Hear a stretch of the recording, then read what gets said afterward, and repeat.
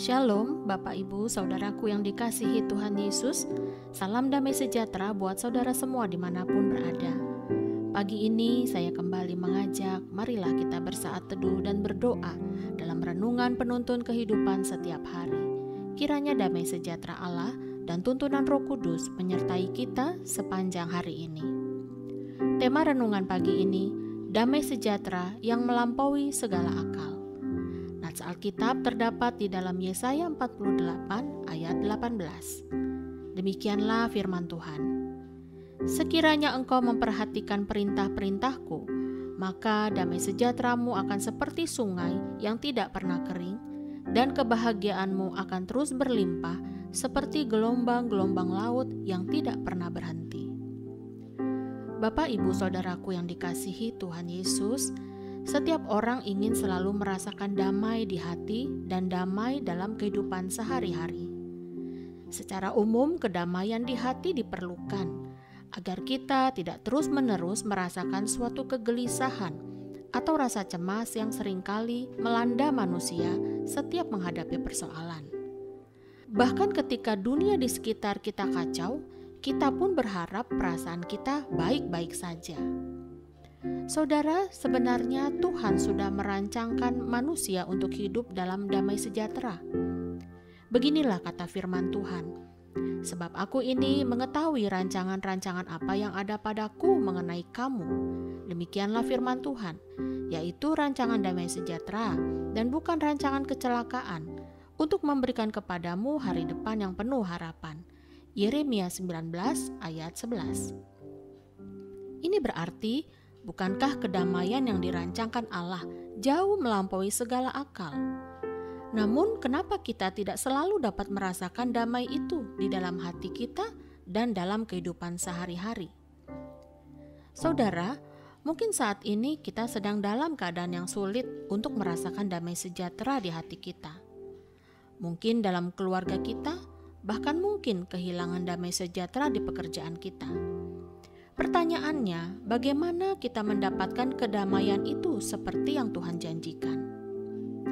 Bapak, Ibu, Saudaraku yang dikasihi Tuhan, ayat ini dengan jelas memberitahu kita bahwa damai sejahtera tersedia bagi kita apabila kita patuh terhadap perintah-perintah Tuhan. Akan tetapi, damai sejahtera di sini bukanlah seperti upah atau hadiah apabila kita patuh terhadap hukum-hukum Allah. Seperti misalnya, apabila kita katakan kepada seorang anak kecil, bila kamu tidak nakal, saya akan kasih kamu hadiah.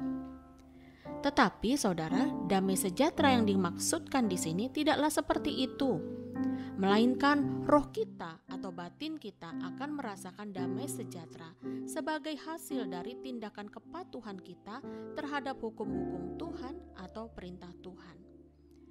Jadi bagi orang-orang yang gagal memperhatikan perintah Tuhan sepenuhnya akan kehilangan damai sejahtera di hatinya. Saudara, Tuhan juga menambahkan bahwa damai sejahtera yang kita alami akibat ketaatan itu akan seperti sungai yang tidak pernah kering, dan kebahagiaanmu akan terus berlimpah seperti gelombang-gelombang laut yang tidak pernah berhenti. Mengapa Tuhan menganalogikan bahwa damai sejahtera kita akan seperti sungai yang tidak pernah kering? Suatu hari, saya pernah mengunjungi satu daerah pedesaan, dan ketika saya duduk di tepi aliran sungai yang berbatu, suara airnya benar-benar seperti menghipnotis kita, membuat hati dan pikiran rasanya begitu tenang dan begitu damai. Apakah saudara pernah merasakannya? Namun, damai sejahtera yang dari Tuhan sangat berbeda. Bahkan mungkin kita sulit untuk menggambarkannya, karena semua itu hasil pekerjaan Roh Kudus yang bekerja di dalam batin kita. Dia yang membuat kedamaian itu mengalir seperti sungai di hati kita. Saya percaya, ketika ada damai sejahtera mengalir dari dalam kita, maka dampaknya ada sukacita atau kebahagiaan yang juga kita rasakan, yang dianalogikan seperti gelombang laut yang tidak pernah berhenti. Tahukah saudara, damai sejahtera yang daripada Tuhan ternyata dapat menghilangkan ketakutan kita.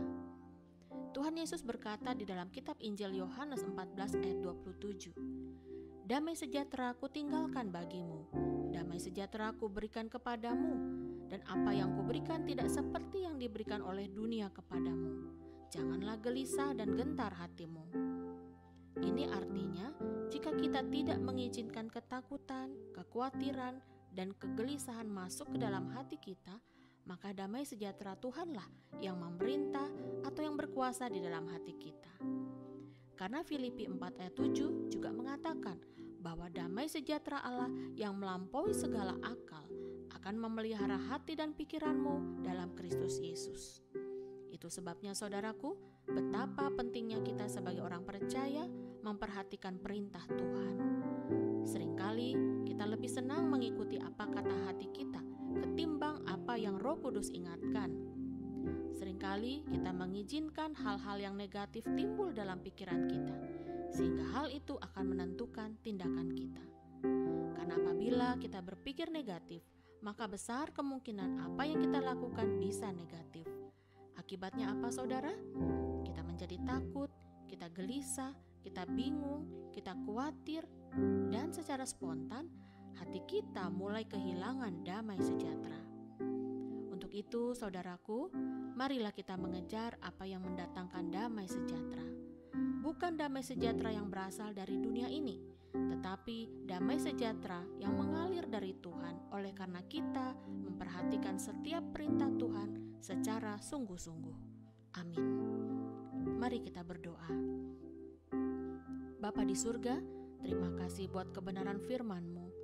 Terima kasih buat damai sejahtera yang Engkau sediakan bagi setiap orang percaya yang mau memperhatikan perintah-Mu. Tuhan, bukalah setiap mata hati kami untuk melihat bahwa Yesus Kristus Tuhan adalah Raja Damai, di mana Engkaulah sumber damai sejahtera yang sejati itu. Sebab kami rindu Tuhan, mengalami damai sejahtera seperti sungai yang tidak pernah kering dan sukacita seperti gelombang laut yang tidak pernah berhenti. Terima kasih Bapa, di dalam nama Tuhan Yesus kami berdoa. Amin. Kiranya berkat yang sempurna dari Allah Bapa, kasih karunia dari Tuhan Yesus Kristus, dan persekutuan yang indah dengan Roh Kudus menyertai kita dari sekarang ini dan sampai selama-lamanya. Maju terus dalam tuntunan Tuhan, saudara. Tetap semangat. Sampai jumpa esok hari di penuntun kehidupan setiap hari. Dan Tuhan Yesus memberkati.